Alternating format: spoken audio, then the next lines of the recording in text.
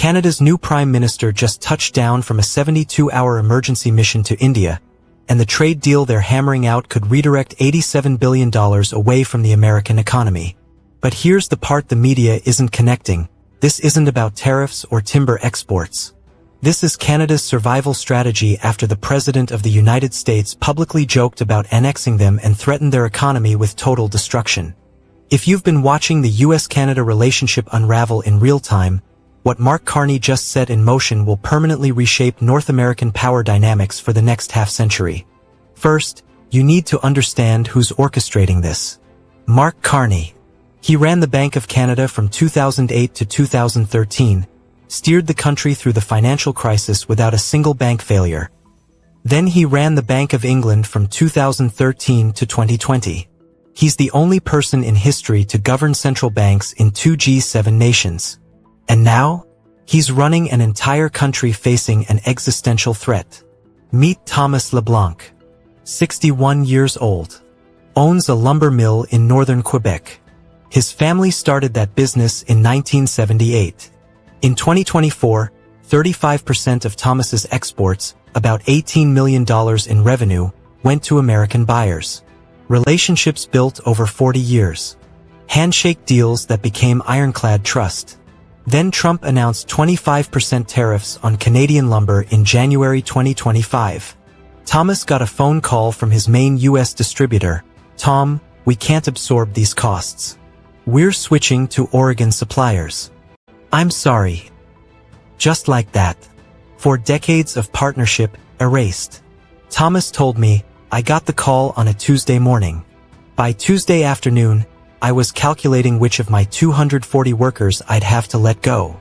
By Tuesday night, I couldn't sleep." Thomas isn't some anomaly. $440 billion in Canadian exports depend on U.S. buyers. And Trump just weaponized that entire relationship. But Carney's India mission? It's not just about finding replacement customers. It's about something far more strategic that could permanently tilt the global balance of power. India's economy in 2025 stands at $4.3 trillion in GDP. Projections have them hitting $7.5 trillion by 2030. According to the IMF's World Economic Outlook from October 2024, India is growing at 6.5% annually. The US? 2.1%. Here's a crazy way to think about it. India adds an entire Canada-sized economy every 3 years. They're not emerging anymore. They're detonating. Let me introduce you to Priya Sharma. 38 years old, runs an AI software company in Bangalore with 450 employees. In 2024, 78% of Priya's tech imports, servers, processing chips, cloud infrastructure, came from US vendors. Priya said, "We're tired of being price takers. American companies charge us premiums just because they can. Delivery takes 8 weeks minimum. We have zero negotiating power. We're treated like a captive market, not a partner." Then Canada came knocking. Priya continued, "When Carney's team approached us about direct partnerships in critical minerals and tech collaboration, it was the first time a Western nation treated us as equals. Not as a market to extract from. As actual equals." Carney's pitch is brilliant in its simplicity. What if Canada becomes India's gateway to North American resources, and India becomes Canada's gateway to Asian markets? Mutual dependency. Shared benefit. Co-ownership. But here's where this gets explosive. This deal directly threatens a 70-year alliance that America has taken for granted. Let me give you the timeline that broke Canadian trust. December 2024, Trump publicly jokes about Canada becoming the 51st state. Canadians laugh nervously. Surely he's kidding. January 10, 2025, Trump threatens 25% tariffs on all Canadian goods, steel, aluminum, lumber, energy, dairy. Everything. January 15, 2025, Trump suggests the U.S. military could secure Canadian Arctic resources for North American security. For the first time since the War of 1812, Canadians are genuinely scared of American aggression. An Angus Reid poll from January 2025 found that 73% of Canadians now believe the United States is no longer a reliable partner. Let me take you back to Thomas LeBlanc. January 20th, 2025.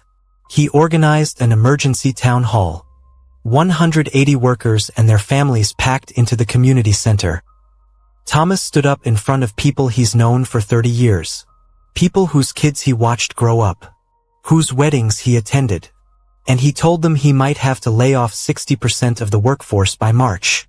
His wife Marie said, Thomas came home that night and cried for the first time since his father died. He told me, we did everything right. We played by the rules. We were loyal. And they just discarded us like we meant nothing. Picture the weight of that. Of telling someone their job, their family's security, their mortgage, their kids' education, is just collateral damage in a political game they never asked to play. If you've ever felt powerless watching politicians treat your livelihood like a bargaining chip, you understand exactly how 38 million Canadians feel right now. But Carney didn't go to India to vent frustration. He went with a very specific shopping list. And what's on it could trigger an actual resource war. Canada sits on 13% of global lithium reserves, 18% of graphite, 22% of cobalt. These aren't just rocks buried in the ground. They're the raw materials for every electric vehicle battery, every solar panel, every smartphone on Earth. The International Energy Agency released a report in 2024 projecting that global demand for lithium will increase by 4,200% by 2040. 4,200%. Here's the problem. China currently processes 68% of the world's lithium. Canada has massive deposits but almost zero refining capacity. Dr. Amara Okonkwo is 44, a geologist working in the Northwest Territories. In 2019, she discovered a lithium deposit estimated at 11 million tons. From 2020 to 2024, Dr. Okonkwo pitched her project to 47 different US and Canadian investors. The response? Everyone wanted to buy the raw or at bottom dollar prices and ship it to China for processing. Nobody, and I mean nobody, wanted to invest in building Canadian refining facilities. They said it was too expensive and not economically viable. Then Carney's India mission happened. The Adani Group, a massive Indian conglomerate, offered $2.3 billion to build full lithium processing plants in Canada with 60% Canadian ownership. Dr. Okonkwo said, for the first time, someone offered to build here. To create jobs here. To keep the value-added processing here instead of just extracting and leaving us with holes in the ground and minimum wage mining jobs. If this deal goes through, Canada doesn't just sell rocks at commodity prices. They sell refined, battery-grade materials at a 400% markup. But there's a massive problem. The U.S. Department of Defense just classified Canadian critical minerals as strategic national security assets. Translation, they might not legally allow this deal to happen. And that's where the real geopolitical chess match begins, because India isn't doing this out of the goodness of their hearts. India's real goal, break China's stranglehold on critical mineral supply chains.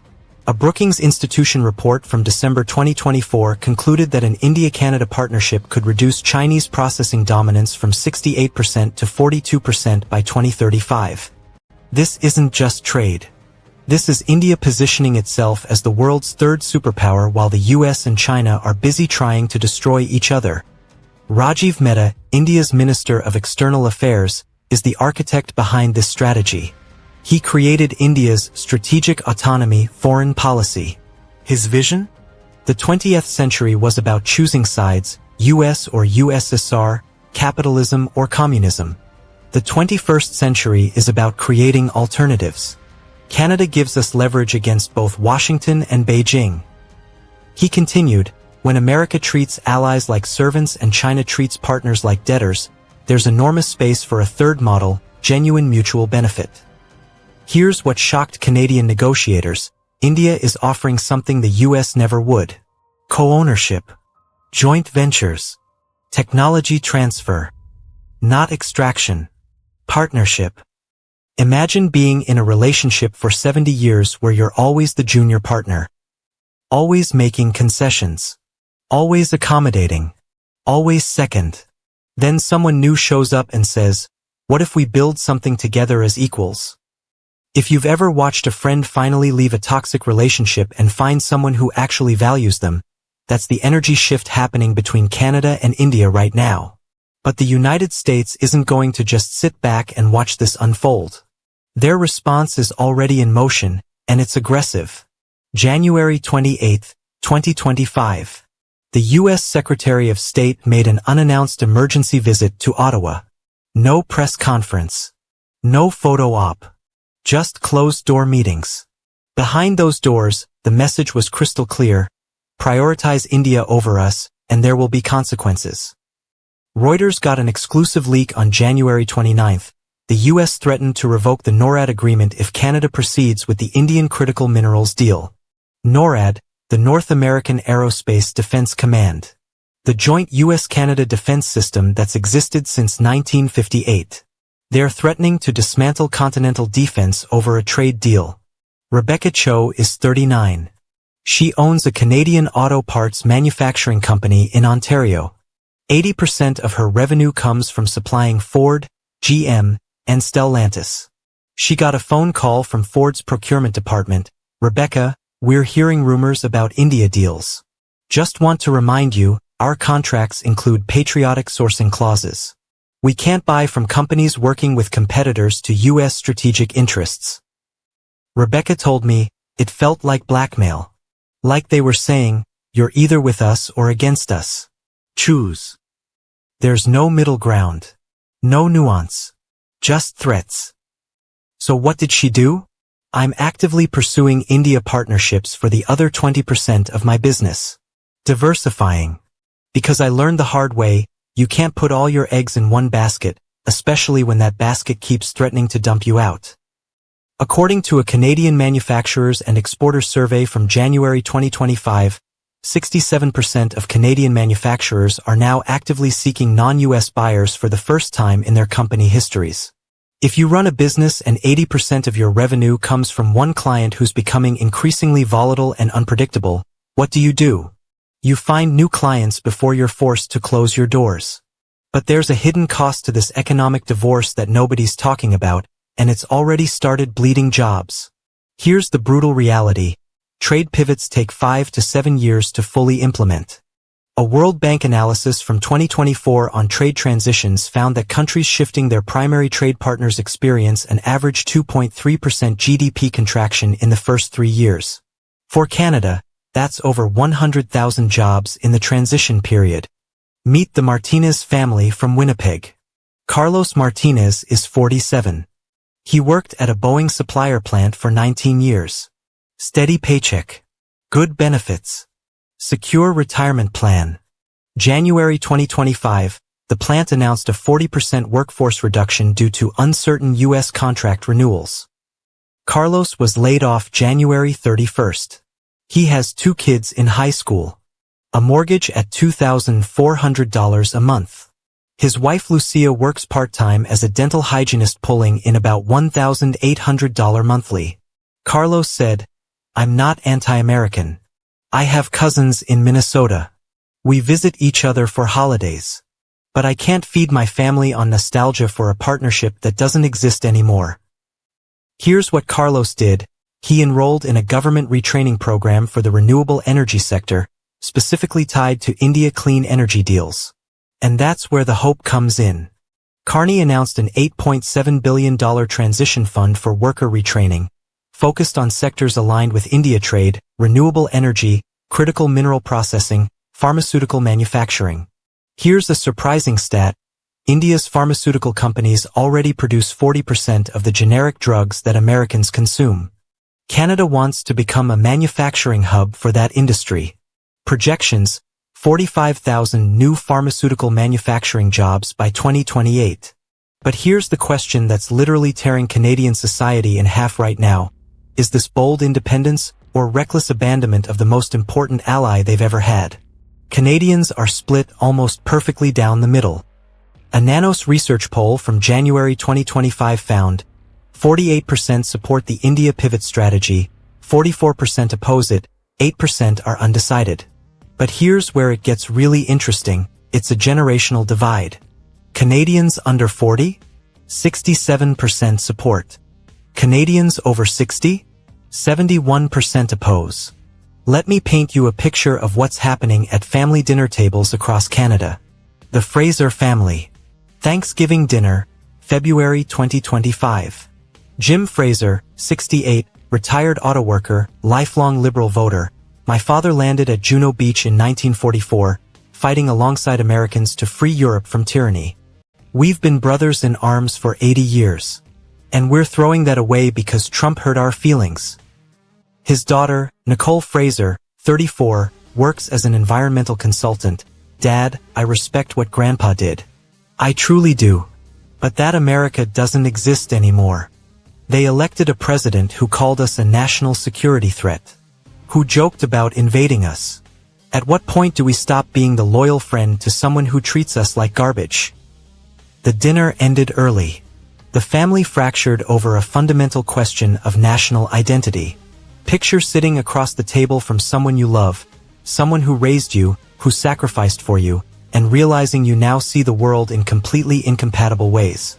That's happening at kitchen tables across Canada right now. Multiply that scene by 38 million people all having the same fight simultaneously. And here's the thing, both sides have completely legitimate points. The pro-US camp isn't wrong to fear losing security guarantees and 150 years of shared prosperity and cultural connection. The pro-India camp isn't wrong to see an abusive relationship that Canada finally has the courage to leave. So what actually happens next? Because the February 1st deadline for finalizing trade frameworks is 72 hours away. February 1st, 2025. Canada and India signed a preliminary framework agreement. According to Reuters, the agreement targets $87 billion in bilateral trade by 2030, up from the current $12 billion. Here's what's in the deal. Canada supplies critical minerals, agricultural products, and renewable energy technology. India provides pharmaceutical manufacturing, tech services, and access to a 1.4 billion-person consumer market. Joint defense technology development, specifically drones and cybersecurity. Let me take you back to Thomas LeBlanc one more time. February 3, 2025. Thomas secured a $4.2 million contract with an Indian construction consortium that's building infrastructure across Southeast Asia. That contract saves 140 of his 240 jobs. Thomas said, "It's not the same as what we had. The profit margins are tighter. The logistics are way more complicated. The time zone difference is brutal. But you know what? My workers have paychecks. Their kids stay in hockey. The lights stay on. That's what actually matters." His wife Marie reflected, "We spent 40 years building one relationship. Now we're 61 years old and starting completely over. It's terrifying. But sometimes scary change is better than comfortable decline." Early projections, 180,000 new Canadian jobs by 2028 in sectors aligned with India trade. But also, 95,000 jobs lost in US-dependent sectors that can't pivot fast enough. Here's why this matters globally. If Canada, America's closest ally, sharing the world's longest undefended border, culturally almost identical, can successfully diversify away from US economic dependence, every other country is watching and taking detailed notes. South Korea, Japan, Germany, Australia, Poland. If you're American, this should genuinely worry you. Your geopolitical influence is crumbling in real time. If you're from any other country currently in the US orbit, this should inspire you. There are alternatives. And if you're Canadian, you're living through the biggest foreign policy transformation since Confederation in 1867. So here's what I need to know from you. If you're Canadian, do you think Carney made the right call? Or is he gambling your entire future on an unproven partnership with a country you barely know? And if you're American, are you genuinely worried about losing your most loyal ally? Or do you think Canada is massively overreacting to political rhetoric? Because here's the reality underneath all of this. This isn't just about trade numbers on a spreadsheet. It's about whether loyalty matters in geopolitics, or if every nation should act purely in cold, calculated self-interest? Drop your country in the comments and tell me honestly, would you stay loyal to an ally who openly threatened you, or would you cut ties and build something completely new? Be honest. Because this debate is about to define the next 50 years of global politics.